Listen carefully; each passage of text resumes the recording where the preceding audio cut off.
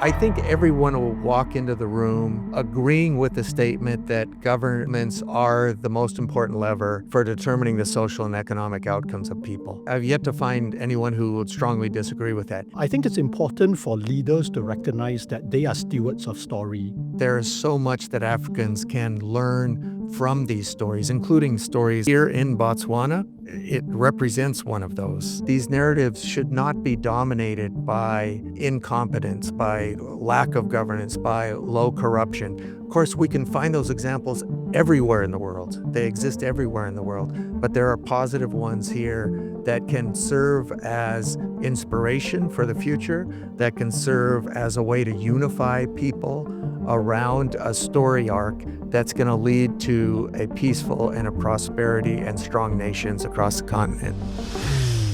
Hi, yes, I'm Tim Hanstad. I'm the Vice Chair of the Chandler Foundation. My name is Wei Neng. I'm the CEO of the Chandler Institute of Governance. My name is Chari. I'm the Executive Director of the Chandler Institute of Justice. Sure. We are here because we share priorities with Elevate Africa. All three of our entities believe that governance and good governance is absolutely key to determining the social and economic outcomes of people. And as you know, governance and leadership is one of the three pillars of Elevate Africa. We also believe in the power of storytelling. We share that with Elevate Africa. So we are here as proud partners of Elevate Africa in their mission to change narratives and realities here on the African continent. So the Chandler Institute of Justice is fully committed to Africa as well as to the mission of Elevate Africa. As Tim has mentioned, we are big believers in the power of effective professional government as a force for development, as a force for prosperous and strong nations on the continent. So in that regard, since 2019, CIG has been working with governments in various countries in Africa to improve the professionalism and the effectiveness of governments in different countries. What this means is we are fully aligned with Elevate Africa's mission to transform systems through the power of story.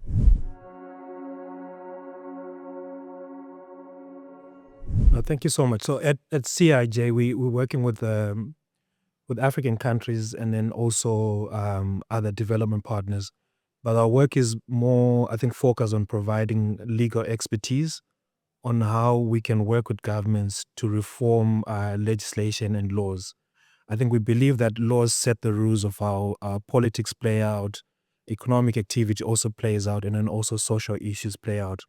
So I think in Africa, most of the laws that are currently governing the systems, I think we're speaking earlier on about the common law systems and civil law systems that we inherited through colonialism, which I think do not necessarily serve our present day needs.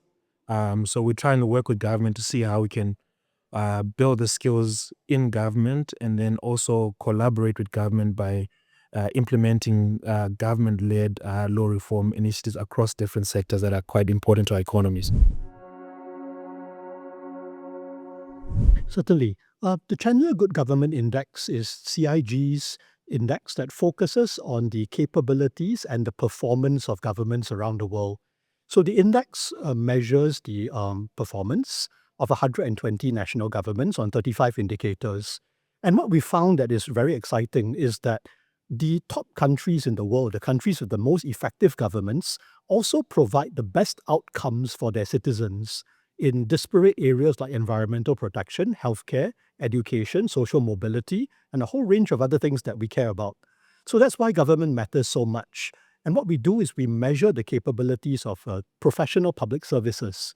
So we are also system agnostic. We don't make judgments on the political form of a nation, or we look to the governance capabilities that are critical in supporting governments to succeed.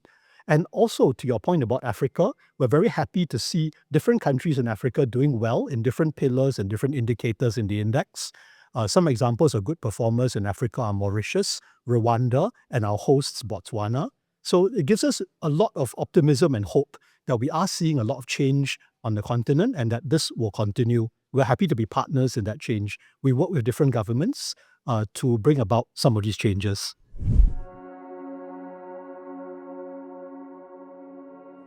Sure. Let me maybe just back up a step and talk about the difference that our founder and donor takes in approaching his philanthropy and his efforts to try to create social good in the world.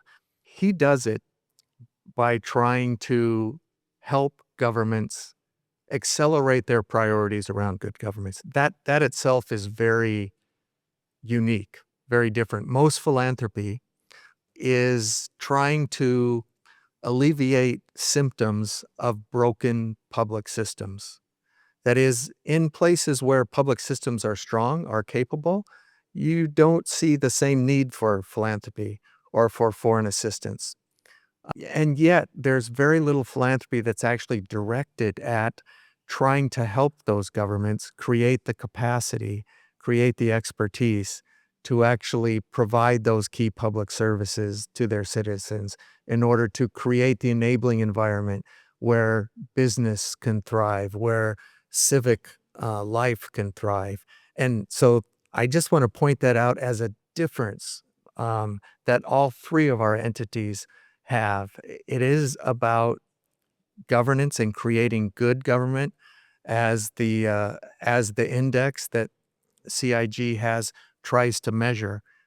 Now, as to the power of storytelling, storytelling is extremely important for a variety of reasons. I would go back in terms of storytelling about Africa, as Elevate Africa, I think, has highlighted the story about and stories about Africa have been dominated by storytellers outside of the continent. And they have been doing that to serve their own purposes and for ways to perpetuate their stereotypes and biases. Those are largely negative narratives and negative stories. Uh, as we have seen, like Elevate Africa has seen, there are so many, first of all, powerful stories of forward progress in Africa. There is so much that Africans can learn from these stories, including stories of governance. And here in Botswana, um, it represents one of those. As Wei Neng earlier mentioned, Botswana has scored very high on the index. You have strong governance stories. So it need not, these narratives should not be dominated by incompetence, by lack of governance, by low corruption. Of course, we can find those examples everywhere in the world. They exist everywhere in the world, but there are positive ones here that can serve as inspiration for the future, that can serve as a way to unify people around a story arc that's going to lead to a peaceful and a prosperity and strong nations across the continent.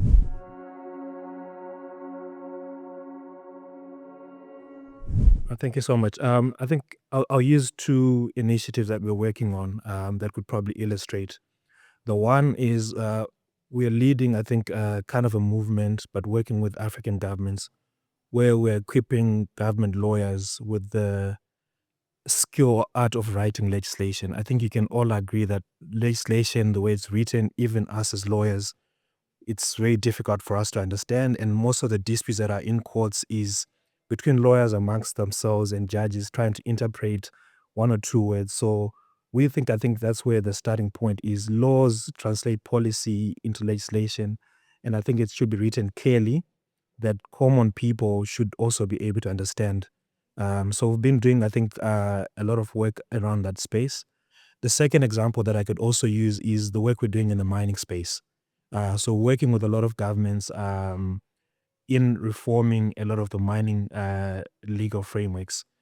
And for mining, we look at it from probably three different angles. From a governance kind of perspective, I think globally, I think mining has been a notorious sector. I think that's where a lot of conflict and corruption is. So we're also looking at how do we award contracts in a more transparent and an efficient manner, and how the sector governed properly.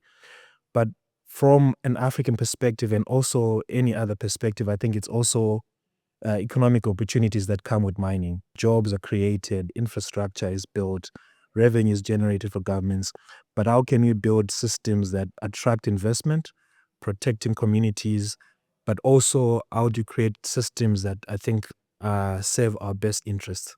Most of the mining laws were enacted during colonial times, and now I think we are shifting and with different priorities that we should also revise our legislation so that they speak to our present day needs. Then lastly, or more on the social aspects, it's unfortunate that most of the mining activities globally take place in the most remote and underdeveloped parts of the world. Same is the case in Africa. So we're also working with governments to see how can communities and some of the vulnerable groups, including youth and women, also benefit from the economic activity that's taking place within the particular mining sector. One, I think, important piece of work that we're doing is around critical minerals regulation. I think there's a buzz because of the demand of critical minerals regulation, but I think the narrative is more from a supply chain issue, particularly from advanced economies, where they're trying to secure the supply chain. And Africa really plays a role in that supply chain as well. But I think as Africans, we should also not necessarily look at it from a supply chain. I think what's critical to one country might not be critical to another country. So we're in Botswana, where I think diamonds are probably critical to the people of Botswana, but they don't probably play any particular role in energy transition as lithium and other So we're just trying to see how can we shape this narrative, but then look at also regulatory frameworks from an African perspective. Great, the most difficult one. So I've got very high hopes for what we're going to achieve over the next 2 days. I think it's important for leaders to recognize that they are stewards of story.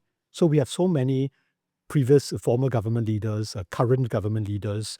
They play a key role in stewarding a story, discerning the story, and then moving from that story to action and to actually taking steps on the ground to make that story real for people. So I hope that conversation reminds leaders of that responsibility and gives them ideas on how to do it well. And on the fun side, I'm looking forward to meeting a lot of people. It's my first time in Botswana. I'd like to learn more, try the food, get to know people. It'll be fun. Yeah. Wei Neng got the opportunity here to go first. I was going to give very similar answers, but let me start by saying what I hope to see. What I hope to see is that I think everyone will walk into the room agreeing with the statement that governments are the most important lever for determining the social and economic outcomes of people. I've yet to find anyone who would strongly disagree with that. Yet the question often is, so how can governments become higher performing? What does it take for a government to improve its performance? And what I'm hoping that we can at least start talking about more are those specific steps about how can governments improve and what role can all of us play, those within government and those outside government, in supporting that movement.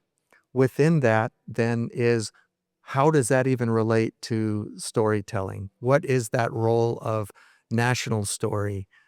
Because leaders certainly need to take the leading role in defining that national story, but all citizens have a part to play in that. And I hope that people can walk out of the room understanding a bit more about what it might take to improve the performance of government, what the role of storytelling has and the power of story has in that, and what might I be able to do to contribute to that. In terms of the fun stuff, this is my first visit ever to Botswana. So, and I am also a learner. I love to learn. So I am hoping to learn more about Botswana and about the culture and the people. And that for me will be very fun. Thank you so much. Fortunately, it's not my first time in Botswana. I feel myself quite in the neighborhood. I'm from Zimbabwe myself. But I think more on what I think looking forward to the dialogue and conversation, we had to learn and also what everyone else is doing and also how to also tell stories of what we've been doing as CIJ in the region. And then see how we can network and forge partnerships and collaboration. I think we've already seen some people that we'd like to follow up and have more, I think, detailed conversations with. On the fun part, I think there's a lot of cultural stuff lined up.